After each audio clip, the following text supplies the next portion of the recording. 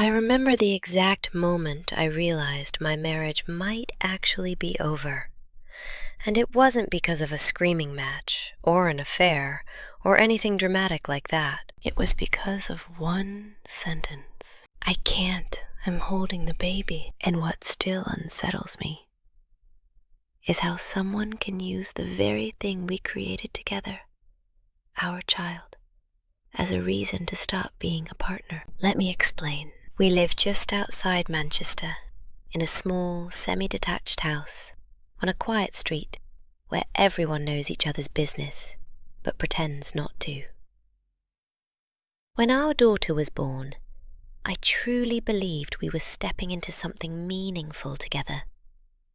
That feeling people talk about, where no matter how hard it gets, at least you're facing it side by side. At first, it felt exactly like that. The sleepless nights, the endless crying, the feeds at odd hours.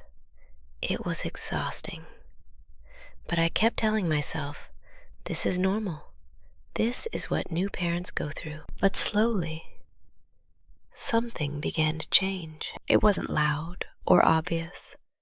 It was quiet, subtle, like a crack forming beneath the surface of something that once felt solid. The first time he said it, I didn't think much of it. I was in the kitchen, trying to clear up after dinner while the baby had finally drifted off in his arms. My back ached. My eyes burned from lack of sleep. I asked gently, "Could you grab the washing from the machine?" He looked at me, calm as anything, and said, "I can't. I'm holding the baby." I paused. Something about it didn't sit quite right, but I brushed it off. Fair enough, I told myself. He's got her. So I did it. But then it happened again, and again, and again. Different requests. Same answer. "Can you do the dishes?" "I can't. I'm holding the baby." "Can you get me a glass of water?" "I can't. I'm holding the baby." "Can you just help me for a minute?" "I can't. I'm holding the baby." At some point, it stopped sounding like a reason and started feeling like an excuse. Because here's what no one really prepares you for as a new mum. It's not just physical exhaustion. It's mental. It's like being stretched so thin that one more thing might make you snap. And I was doing everything. Cooking, cleaning, laundry, keeping track of feeds, naps, appointments, running on barely any sleep, forgetting to eat most days. Meanwhile, he was holding the baby, and I started noticing something that made my stomach turn. He always seemed to be holding her at the most convenient times, right when something needed doing, right when I needed help. It was like he'd found a loophole, a way to look involved, while avoiding everything else. And the worst part? At first, I doubted myself. Am I being unfair? I thought. He is with the baby. That matters too, doesn't it? But deep down, something felt off. Because I was with the baby too, all the time. And I still managed everything else. There was one moment I'll never forget. I'd had maybe 2 hours of sleep. The baby had cried most of the night. My head was pounding, my body felt heavy, and I just needed help, just a little. I looked at him and said, "Can you please just sort the dishes? I really can't right now." He didn't even hesitate. "I can't. I'm holding the baby." And something inside me broke. Not cracked, not bent, broke. Because it wasn't about the dishes. It was the realization that I was alone while being married. That I had a partner who chose convenience over me. That he could see me struggling and still choose not to step in. After that day, something in me changed. I stopped asking completely. No more, "Can you help me?" No more, "Do you mind doing this?" Nothing. I just did everything myself, quietly. And at first, He didn't even notice. Days passed, then weeks. He'd sit there, holding the baby, scrolling through his phone, living in his own little world, while I moved through the house like a ghost, cooking, cleaning, washing, caring for our daughter without a word, without asking for anything. And slowly, the love I had for him began to fade, not with shouting or arguments, but with something worse. Disgust. I didn't want to speak to him, didn't want to look at him, didn't want to lie next to him at night. There's a particular kind of pain in realizing that the person you once loved now feels like a burden. I think the moment it became real for him was when I stopped responding altogether. He tried talking. I walked past him. He asked me questions. I ignored them. At first, he probably thought I was just in a mood, but I wasn't. I was done. By the third day, something finally clicked. I was in the middle of sorting laundry, carrying a heavy basket, the baby crying in the background. And for the first time in what felt like forever, he got up without being asked. He came over and started helping, and I remember thinking, so you could do it. But here's the part no one prepares you for. When someone waits until you're completely broken to finally step up, sometimes it's already too late. He stood there folding clothes like it was the most normal thing in the world, like nothing had happened, like I hadn't spent weeks, months, drowning right in front of him. I didn't say anything, didn't thank him, didn't even look at him. And I think that's when he felt it. Not anger, distance, cold, quiet, undeniable distance. Because before, even when I was upset, I still reached for him in some way. I still hoped he'd notice. But now, there was nothing left. That night, we went to bed like strangers. He lay beside me like always, but I shifted slightly, just enough to create space. And he noticed. I could feel it in the way he hesitated before turning off the light. I stared at the wall, wide awake. And for the first time since we got married, I felt nothing.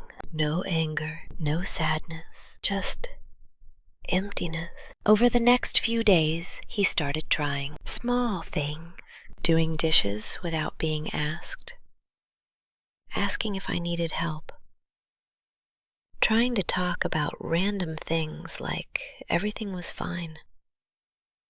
But every word felt late, like an apology that arrived after the damage had already settled. And that's when I realized something that frightened me more than anything. I didn't want it anymore. Not his help, not his attention, because where was all of this when I was breaking? One evening, he came up to me while I was in the kitchen and gently reached for my arm. "Hey, are you all right?" he asked. And I pulled away without, like his touch burned. The look on his face changed. That was the first time he understood something was really wrong. "I've been trying," he said. "I'm helping more. I thought that's what you wanted." I looked at him properly then, and he felt different. Not the man I used to lean on, just someone standing in my house. "I don't want your help anymore," I said quietly. He frowned. "What do you mean?" "I mean, I don't need you." The words felt heavy, but calm, like they'd been waiting a long time to come out. "That's not fair," he said. "I'm trying to fix things." I shook my head. "You're trying now." After I stopped caring, silence filled the room. "You're overreacting," he added. "It wasn't that serious.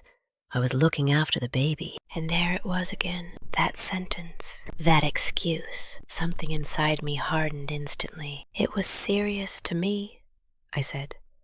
"Every time you said that, you were telling me I was on my own." "That's not what I meant, but that's what you did." I could see it in his eyes. The moment it started to sink in, this wasn't about chores. It was about being abandoned.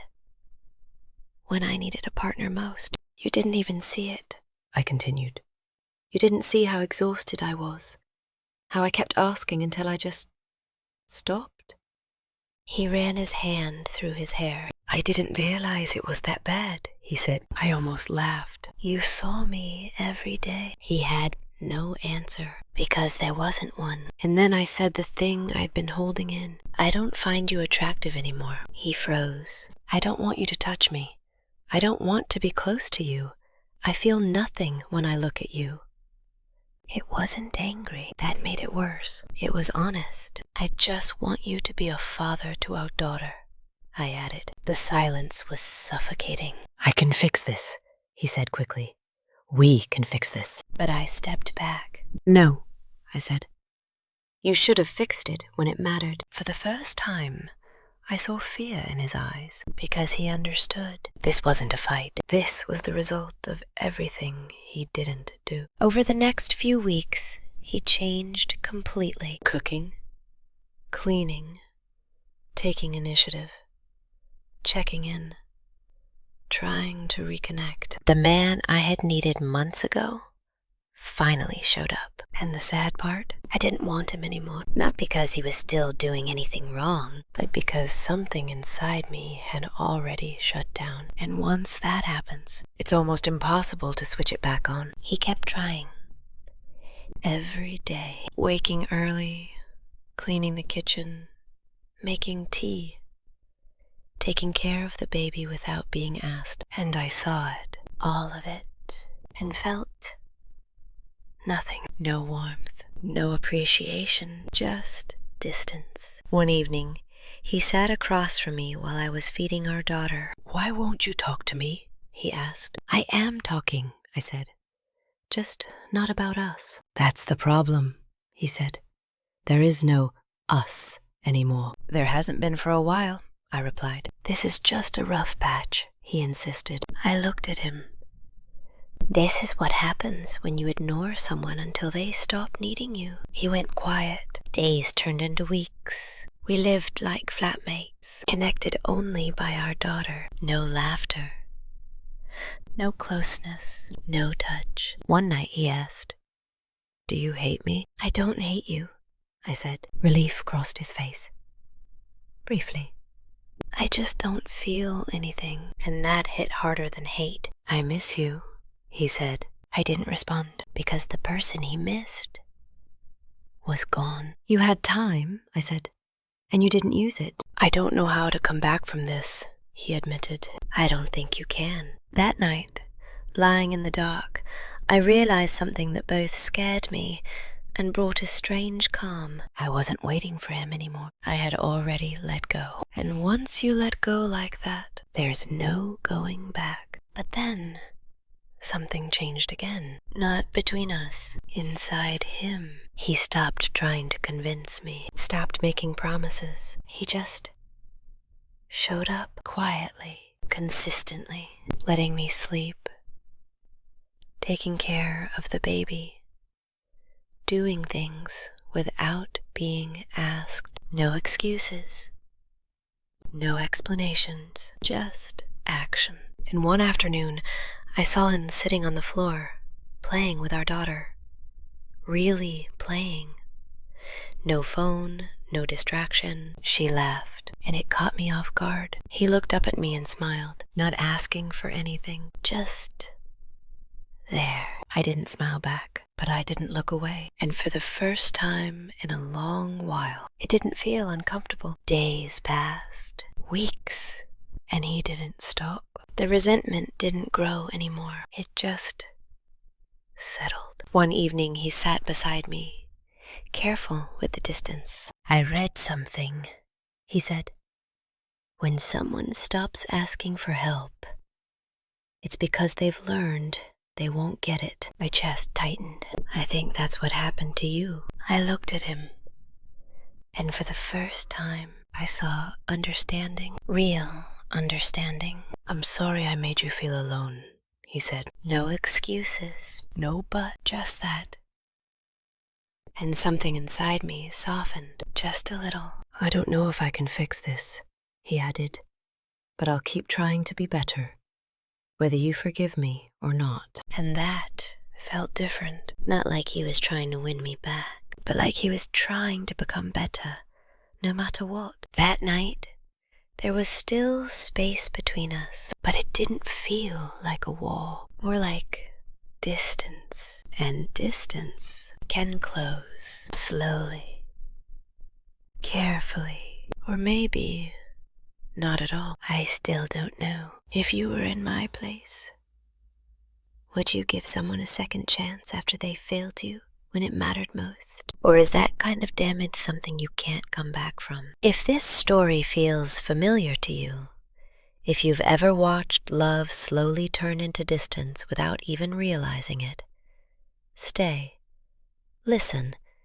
and be part of the conversation. Because sometimes hearing someone else's story helps you understand your own.